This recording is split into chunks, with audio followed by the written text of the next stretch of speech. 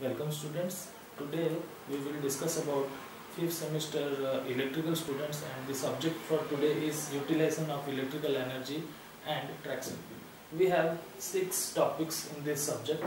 They are electrolytic process, illumination, electric heating, electric welding, electric traction and electric drives. So today we will start the first chapter, that is your electrolytic process.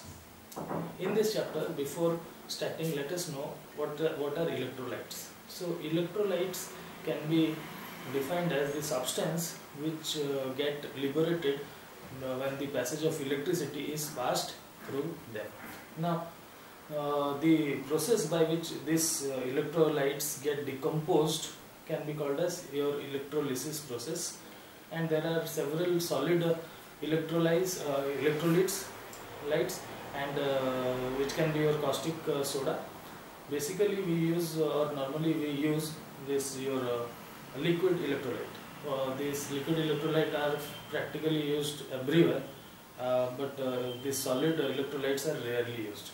Now in this electrolytes, the important application is electroplating, which I have written over here. It is electroplating. So what is an electroplating is?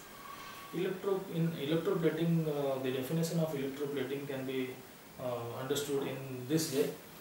The decomposition or the deposition of a metal over the surface of another metal by the process of electrolysis can be called as electroplating. So I should repeat it once more. The process of decomposition of a metal over the surface of another metal by the process of electrolysis can be called as electroplating. So it is popularly used and it is very widely used also, because it finds numerical applications throughout the industries and throughout everywhere in the modern machineries. So we should also know what are the needs of the electroplating. So electroplatings are used for you can say for extraction of minerals from the ores. It is also used for extraction of zinc. It is also used for the extraction of aluminiums, and there are various several uses of this electroplating. Now we should understand the principle of electrodeposition. Let us discuss or understand with the help of a diagram.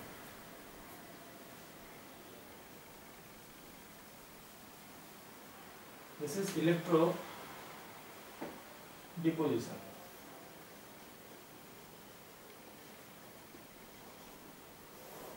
Let me draw a diagram.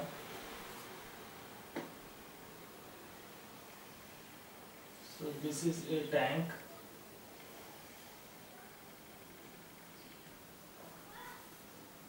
and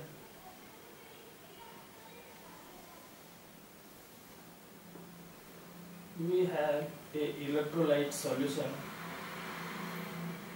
in it. So I am drawing the electrolyte. This is the solution, which is copper sulfate. Right? The solution is copper sulfate.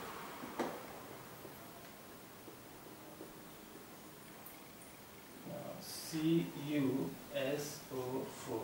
This is the solution which is known as your copper solution, and we have dipped 2 electrodes.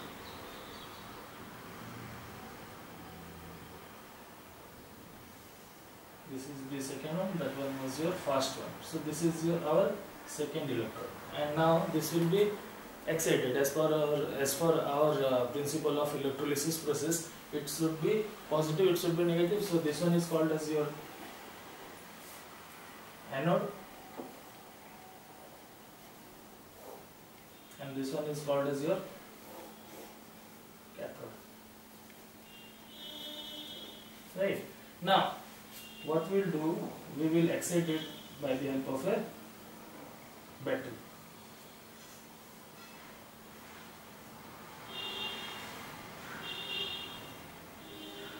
You may have a key also or a switch. Now students, remember, the greater side of this cell or the battery is known as your positive one,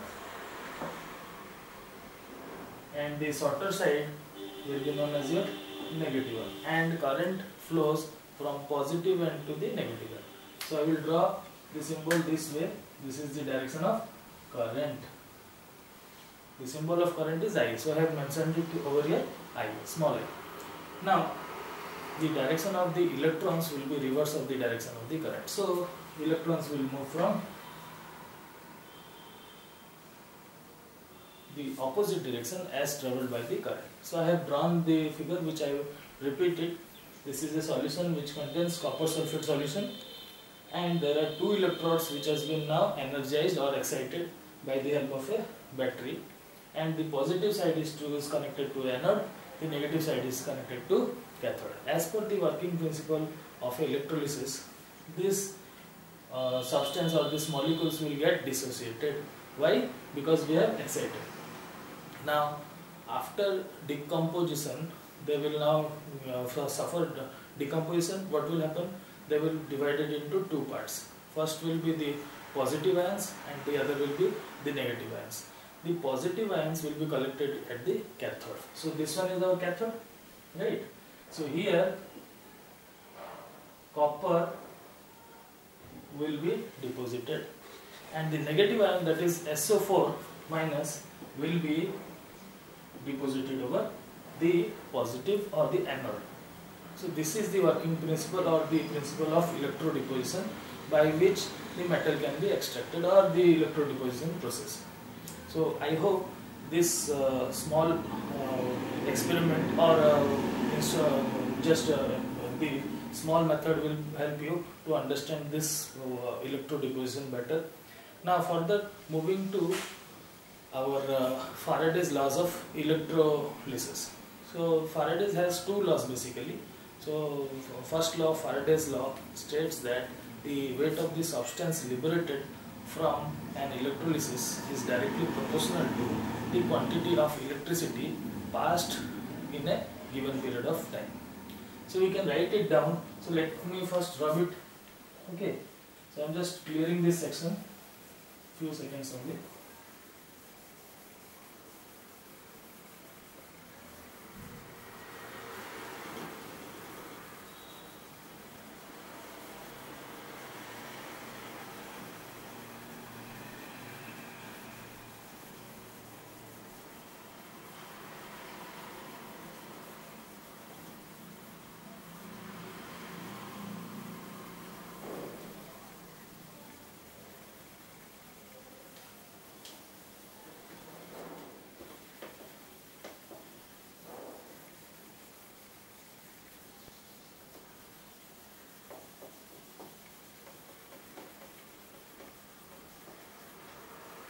So Faraday's laws of electrolysis.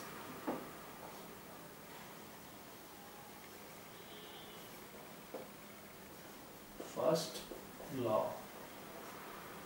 According to Faraday's first law, as I said, the weight of the substance liberated will be proportional to the quantity of electricity passed at a given interval of time, the quantity of electricity. So let me write it down. W is proportional to Q. It is the quantity of electricity for a given period of time. Now it can be further written. W is also proportional to I into T. What is Q? Q is equal to I into T. Na? We already know in our previous semesters. So I have written it. W is proportional to I into T. Now if we replace this proportionality constant, what will happen? W is equal to Z into IT, which is, this Z is now called as your electrochemical equivalent. What it is called? Electrochemical equivalent. And this I is known as your current in ampere, and T is your time. T is your time in seconds. So this is all about Faraday's first law. Now Faraday has second law of electrolysis also. What does this law states? This law states that if the same amount of current is passed through different electrolytes, so if the same amount of current is passed through different electrolyte, then the weight of the substance liberated from the electrolyte is proportional to their chemical equivalents. So what did I say? If the same amount of current is passed through different electrolyte, then the weight of the substance liberated will be proportional to the weight of the substance liberated or the chemical equivalents. Now suppose let us have an example, a short example.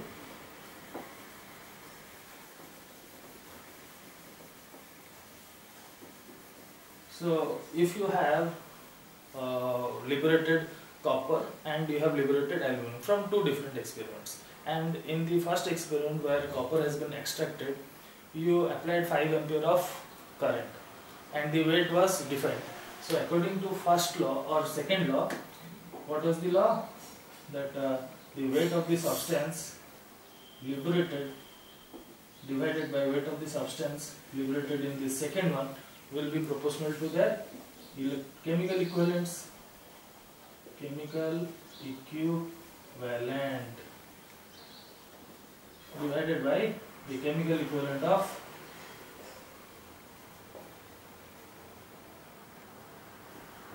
the second experiment.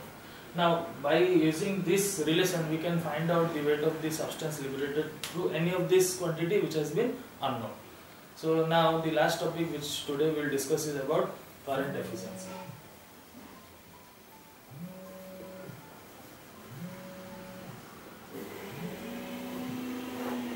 Students, current efficiency, because whatever you have read till now is all about the theoretical values. So this will yield you the theoretical value. You will understand that these are the theoretical value which it should deliver us, right? So what about if we perform this in a practical way? So this is all about current efficiency. It is the actual amount